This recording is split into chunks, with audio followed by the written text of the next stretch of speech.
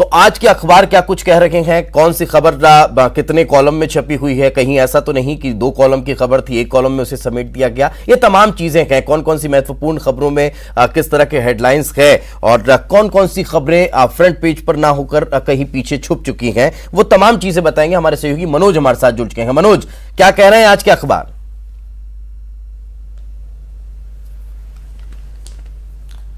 दीपेश, सबसे पहले दैनिक भास्कर अखबार की बात कर ली जाती, क्योंकि दैनिक भास्कर में जो पहले पेज पे जो खबर छपी है वो मध्य प्रदेश के लिहाज से काफ़ी महत्वपूर्ण है और इस खबर से चंबल के बीहड़ की तस्वीर बदलने वाली है। और इसमें खास बात यह है कि जो हेडिंग दी गई है वो बताई गई है कि मध्य प्रदेश का पहला ग्रीनफील्ड अटल एक्सप्रेस वे मंजूर हो गया है, 3 महीने में जमीन अधिकृत होगी और 2022 में इसका काम शुरू होगा।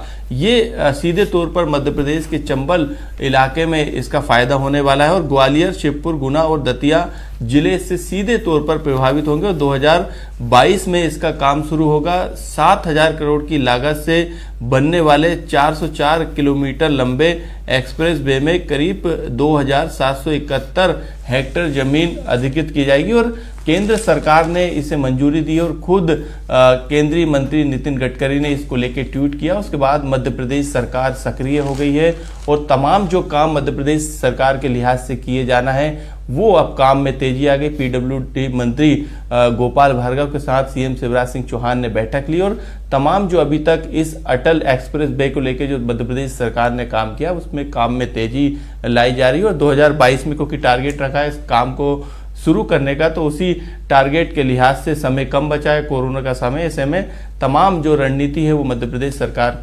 जो है वो तैयार कर रही है।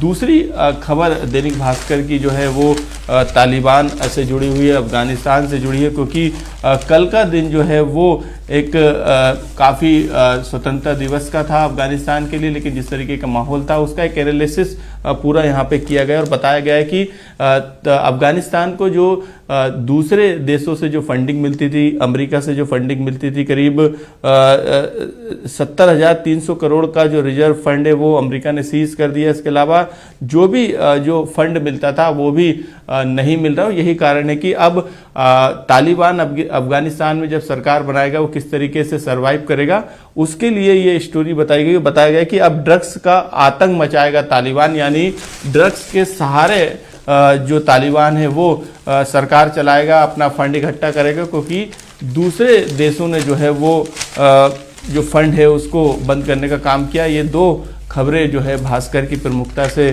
छपी हैं। यदि हम बात करें पत्रिका की, तो पत्रिका में जो है वो तालिबान को लेके खबर जो है प्रमुखता से उसको पत्रिका में छापा गया है। जो हेडिंग दी गई है उसमें बताया गया है कि आज़ादी के नारों से बौखलाया तालिबान, फायरिंग में 2 मरे, यानी स्वतंत्रता दिवस पर राष्ट्रीय ध्वज फहरा रही थी भीड़। इस खबर में साफ तौर से बताया गया है कि किस तरीके से अफगानिस्तान में जो लोग हैं वो स्वतंत्रता दिवस पर राष्ट्रीय ध्वज फहरा रहे थे, वहाँ पे जश्न मना रहे थे और ख़ास तौर से तालिबान का विरोध कर रहे थे। लेकिन जो तालिबान के जो लड़ाके हैं उन्होंने कई शहरों में जो है अफगानिस्तान के फायरिंग की। जिस तरीके से भास्कर में इसी को लेकर खबर छपी है कि किस तरीके से अब अफगानिस्तान में तालिबान आगे बढ़ रहा है। पत्रिका ने इस खबर को आगे बढ़ाते हुए बताया कि किस तरीके का कल घटनाक्रम रहा और कितने लोग जो है इसमें मारे गए हैं। तो ये खबर पत्रिका में प्रमुखता से अफगानिस्तान में तालिबान को लेकर क्या अपडेट है और कल किस तरीके का पूरा घटनाक्रम चला उसको लेकर दी गई है।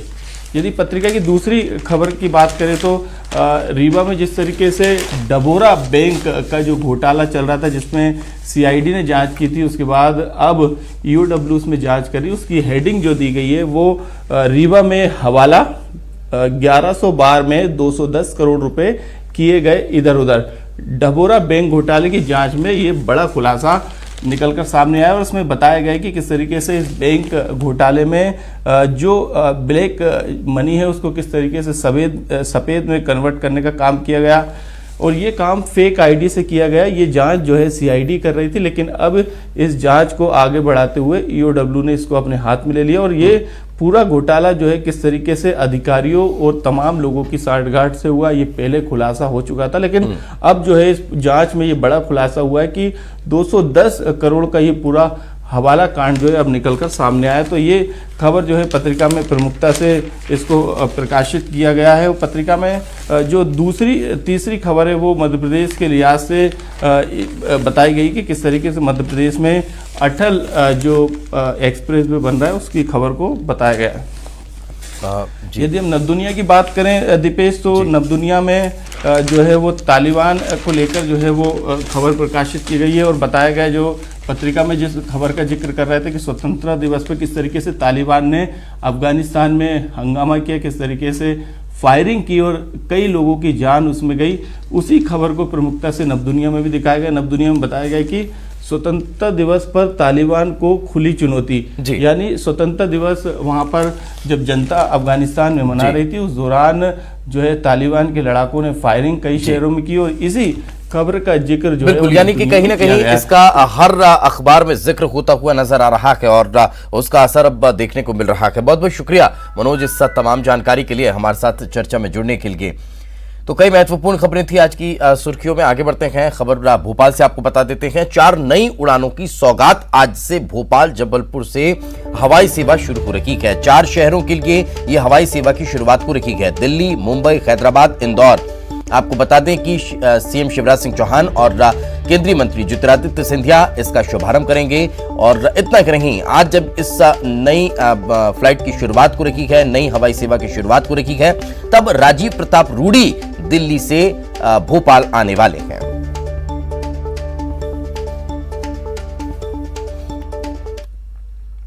केंद्रीय मंत्री वीरेंद्र खटीक की जन आशीर्वाद यात्रा लगातार जारी है। इस कड़ी में आज खटीक राजधानी भोपाल में यात्रा निकालने वाले हैं। इससे पहले सुबह 9:30 बजे खटीक मीडिया से भी चर्चा करेंगे। इसके बाद 10:15 पर लालघाटी पर पंडित दीनदयाल उपाध्याय की प्रतिमा पर पुष्पांजलि अर्पित करेंगे। इसके बाद वीरेंद्र खटीक भोपाल में यात्रा निकालने वाले हैं। इस दौरान उनके साथ प्रदेश बीजेपी अध्यक्ष वी.डी. शर्मा भी मौजूद रहेंगे।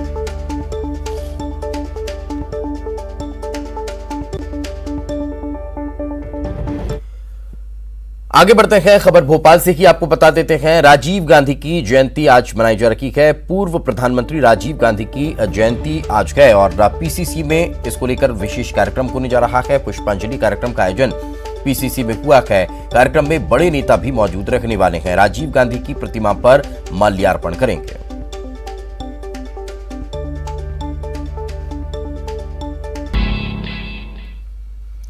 ब्रेक के बाद एक बार फिर आपका स्वागत है। अब बात करते हैं मध्य प्रदेश में कोरोना के केस की। भोपाल में 24 घंटे में कोरोना के 4 नए पॉजिटिव मरीज मिले हैं। पॉजिटिविटी मरीजों में 2 डॉक्टर भी शामिल हैं।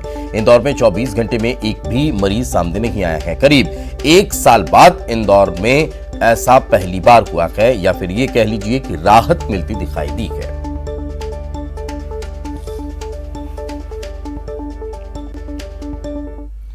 होशंगाबाद में प्रदेश सरकार के प्रयास और जिला प्रशासन के बेहतर तालमेल से 2 ऑक्सीजन प्लांट का निर्माण पूरा हो चुका है। जिला अस्पताल में 750 एलपीएम और 1000 एलपीएम क्षमता के 2 ऑक्सीजन प्लांट का काम पूरा हो चुका है।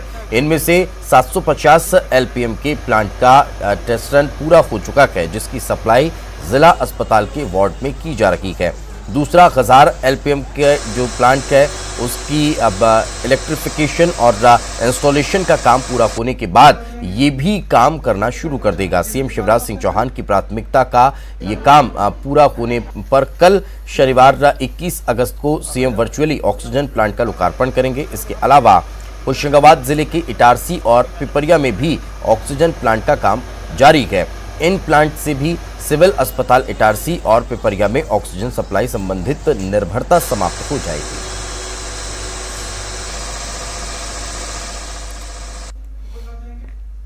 हमारा प्रयास ये है कि जैसा आप लोग जानते हैं कि कोरोना के किसी भी प्रकार के संक्रमण की दशा में हमारे पास समुचित प्रबंध हो, और ज़िला अस्पताल में भी और हमारे जो सामुदायिक स्वास्थ्य केंद्र है, तो हमारा सभी लोगों का, हमारी पूरी टीम का ये प्रयास है कि कम्युनिटी हेल्थ सेंटर लेवल पे हम लोग हर तरह की व्यवस्थाएं, ऑक्सीजन बेड्स में भी हम लोगों ने इस बीच में काफ़ी इजाफा किया है। अभी 4 ऑक्सीजन प्लांट हैं हमारे, जिनमें से एक कंप्लीट हो गया, दूसरा भी कंप्लीशन की स्टेज पर ही। चलिए आगे बढ़ते हैं। खबर देवास से आपको बता देते हैं। देवास में राज्य सरकार और जिला प्रशासन के खिलाफ युवक कांग्रेस ने अनोखा प्रदर्शन किया।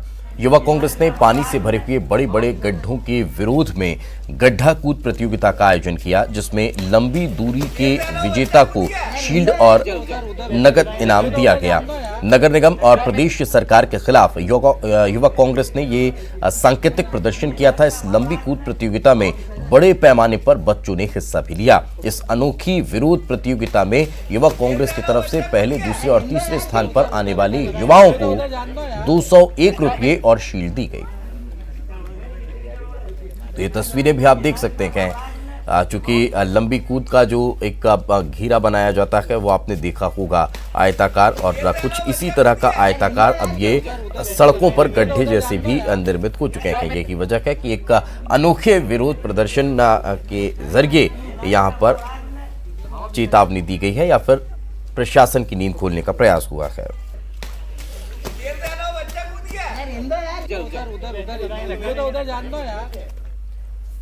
रक्षाबंधन का पर्व नजदीक आते ही बाजारों में कई तरह की राखियां अब देखने को मिल रही है, और इस बार बाजारों में खास तरह की इको फ्रेंडली राखियां भी पहुंची हुई हैं। इन राखियों को गोबर से तैयार किया गया है और हिंदू धर्म में गाय के गोबर को पवित्र माना गया है, लिहाजा लोगों को ये इको फ्रेंडली और वैदिक राखियां काफी पसंद आ रही हैं। गोबर से बनी इन इको फ्रेंडली राखियों के जरिए गौवंश को बचाने की पहल भी की गई है। बहन के पवित्र रिश्ते के त्योहार रक्षाबंधन पर इस बार मार्केट में डिजाइनर राखियां भी मौजूद हैं, लेकिन इस बार एक और नई राखी मार्केट में मौजूद है, वो है इको फ्रेंडली राखियां।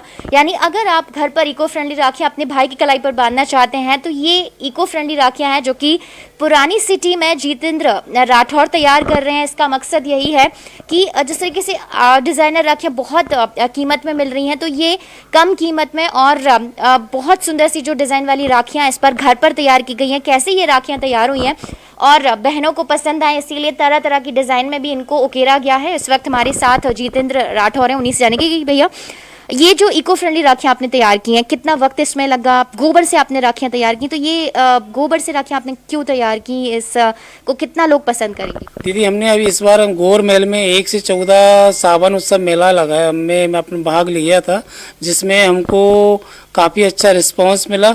हमारी तकरीबन 1,500 राखियाँ थी, जिसमें से 1,800 राखी हमारी पूरी वहाँ बिक गई, और लोग काफ़ी मतलब पसंद कर रहे हैं इस चीज़ को कि गाय के गोबर से ये भी बन सकता है, शुद्ध राखी है। ये जो रक्षा सूत्र अगर कहें, मोती वाले गोबर के पेंडेंट वाली ये जो राखियां हैं तैयार हैं, और काफ़ी जो डिज़ाइन वाली जो राखियां हैं वो भी बनकर तैयार हैं। अगर छोटी छोटी राखियों की बात करें तो इस तरीके की राखियां हैं जो कि बिल्कुल देखने पर समझ नहीं आ रही हैं कि गोबर की राखियां, और यही वजह है कि इस बार इन इको फ्रेंडली राखियों को लोगों का बहुत अच्छा रिस्पांस भी मिला है और लोग इनको बहुत ज़्यादा पसंद भी करें, क्योंकि ये राखियां शुद्ध होने के साथ इको फ्रेंड भी हैं और भाई बहनों की जो प्यार का जो रिश्ता है या जो उनका जो रिश्ता है उसको और ज़्यादा मजबूत बना रही हैं ये राखियाँ।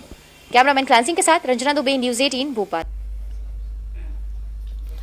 तो वाकई में अपने आप में अद्भुत है कि गोबर से राखी का निर्माण यहाँ पर किया गया और गौवंश की सेहत बचाने के लिए, गौवंश को बचाए रखने के लिए ये पहल की गई है। और इसी के साथ इस बुलेटिन में फिलहाल इतना ही। अब नजर इस वक्त की सुर्खियों पर।